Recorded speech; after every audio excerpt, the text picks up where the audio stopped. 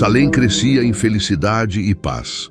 Com alegria, os súditos reuniam-se a cada dia ao amanhecer para ouvirem, cantarem e tocarem as sublimes composições de Melquisedeque, que inspiravam atos de bondade e paz. Entre as amizades nascidas e fortalecidas em virtude da música harmoniosa, sobressalta aquela que unia o príncipe a Samael.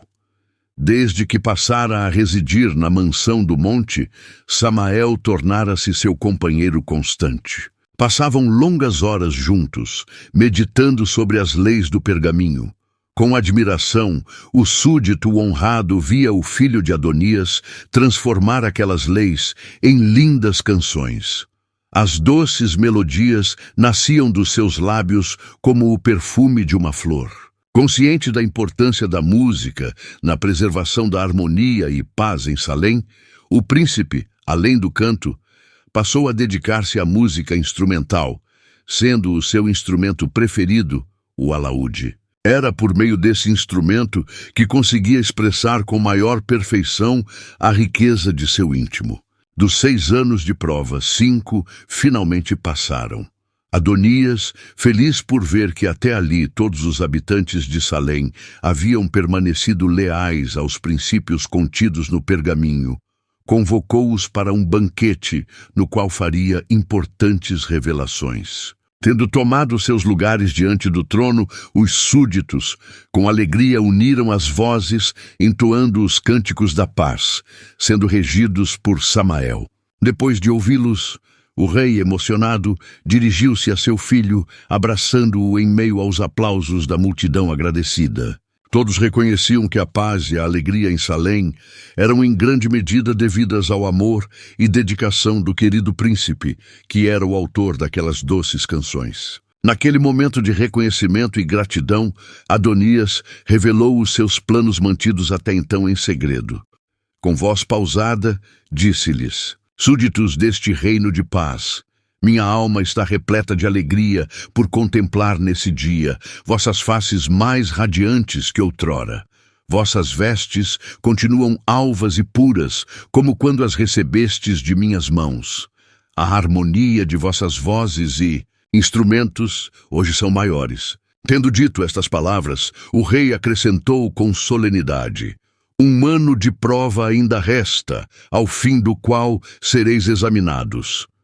Permanecendo fiéis como até aqui, sereis honrados e confirmados como súditos deste reino de paz. Contudo, se alguém for achado em falta, será banido, ainda que este julgamento nos traga muita tristeza e sofrimento. As palavras do rei levaram os súditos a uma profunda reflexão. Todos, examinando-se, indagavam reverentes: estaremos aprovados? Certos de que seriam vitoriosos, pois amavam Salém e suas leis, uniram as vozes num cântico expressivo de fidelidade. Ao terminarem o cântico, Adonias revelou-lhes seu grande segredo. Aqueles que forem aprovados, herdando este reino de paz, receberão como rei o meu filho, a quem darei o trono glorificado dessa Salém vitoriosa. A revelação do rei foi aclamada por todos com muito júbilo. Adonias, contudo, ainda não lhes revelara todo o seu plano. Por isso, pedindo-lhes silêncio, prosseguiu: o meu filho empunhará um cetro especial, no qual selarei todo o direito de domínio. Seu cetro, simbolizando toda a harmonia, será um alaúde. Diante desta revelação que a todos sensibilizou, o príncipe, prostrando-se aos pés de seu pai, chorou motivado por muita alegria.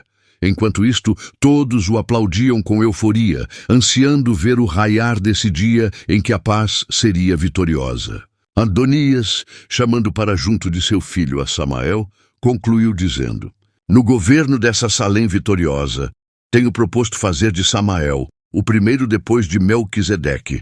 A ele será confiado o pergaminho das leis, devendo ser o guardião da honra desse reino triunfante. Samael, ao conhecer os planos de Adonias quanto ao futuro de Salém, encheu-se de euforia. Contemplava agora risonho aquela cidade sem igual, imaginando seu futuro de glórias. Considerando as palavras do rei de que ele seria o segundo no reino, deixou ser dominado por um sentimento de exaltação. Ele, que até ali, em obediência às leis do pergaminho, viverá uma vida de humildade, começava a orgulhar-se de sua posição. Em seu devaneio, sentia-se junto ao trono, tendo os súditos de Salém a seus pés, aclamando com louvores sua grandeza. Samael, totalmente dominado por esse sentimento, não dava por conta de que estava sendo conduzido para um caminho perigoso. O orgulho que o seduzira estava gerando o egoísmo que logo se manifestaria em cobiça.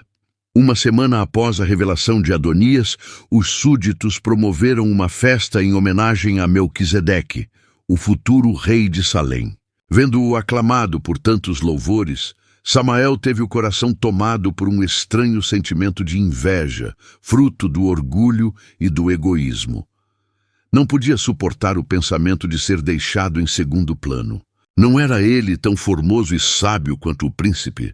Era quase impossível disfarçar tal sentimento de infelicidade. Outrora, Samael encontrará indizível prazer nos momentos em que, ao lado do príncipe, recitava as leis contidas no pergaminho, que eram transformadas em lindas canções. Agora tais momentos tornaram-se desagradáveis, pois aqueles princípios contrariavam os seus ideais. Decidiu, contudo, não revelar seus sentimentos de revolta. Suportaria o antiquado pergaminho até que, com sua autoridade, pudesse bani-lo do novo reino que seria estabelecido. Não seria ele o guardião daquelas leis? Essa vitória procuraria alcançar mediante sua influência e sabedoria. Julgando poder influenciar o filho de Adonias com seus sonhos de grandeza, Samael aproximou-se dele com euforia e passou a falar-lhe das promessas do reino vindouro, onde os dois, cobertos de honras, desfrutariam dos louvores de uma Salém vitoriosa. Seriam eles os heróis do mais perfeito reino estabelecido entre os homens. As delirantes palavras do súdito honrado trouxeram preocupação e tristeza ao coração do jovem príncipe, pois não refletiam os ensinamentos de amor e humildade do pergaminho. Vendo o seu íntimo amigo em perigo, Melquisedeque, com uma ternura jamais revelada, conduziu-o para junto do trono, onde, tomando o pergaminho, passou a ler compassadamente os seguintes parágrafos. O reino de Salém será firmado sobre a humildade, pois esta virtude é a base de toda verdadeira grandeza. A humildade é fruto do amor, sendo contrária ao orgulho, que pode manter uma criatura presa ao pó, fazendo-a contentar-se com suas limitações, iludindo-a como se as mesmas fossem de infinito valor. A humildade consiste no esquecimento de si, e este numa vida de abnegado serviço pelos semelhantes. Samael, esforçando-se para encobrir sua indignação ante a leitura do pergaminho que para ele era ultrapassado, disse ao príncipe em tom de conselho amigo: "Meu bom companheiro, reinaremos numa Salém vitoriosa que fulgurará muito acima deste pergaminho, cujos princípios foram cumpridos fielmente nesses anos de prova. A plena liberdade não será a glória de Salém? Pois saiba que completa liberdade não coexistirá com estas leis, cujo objetivo encerra-se ao fim dos 5 anos. Caberá a nós dois coroarmos Salém com a honra de uma total liberdade, que gerará uma felicidade sem fim. Tal liberdade é impossível existir sob as limitações do pergaminho." O filho do rei ficou muito abalado ante as palavras de seu amigo, que evidenciavam loucura.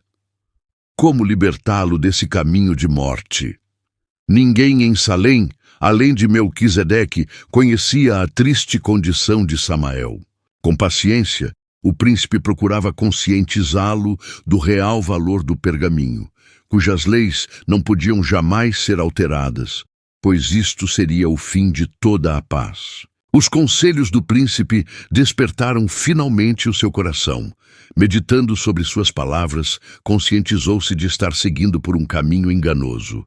Ao ver nos olhos daquele a quem tanto amava as lágrimas do arrependimento, o filho de Adonias alegrou-se com sua vitória sobre o orgulho e o egoísmo. Os dias que seguiram-se à libertação foram cheios de realizações. O príncipe revelava-se ainda mais amigo, disposto a dar tudo de si para que seu companheiro pudesse prosseguir triunfante no caminho da humildade. Naqueles dias de júbilo, foi dada a ele a honra de conhecer o cetro que estava sendo moldado. Num momento de descuido, Samael, que voltará a desfrutar paz de espírito, permitiu que seu coração novamente ficasse possuído por um sentimento de grandeza que fez desencadear nova tormenta em sua alma. Esse sentimento misto de orgulho e cobiça lhe sobreveio no momento em que o príncipe mostrava-lhe o dourado alaúde, no qual estava sendo impresso o selo de todo o domínio.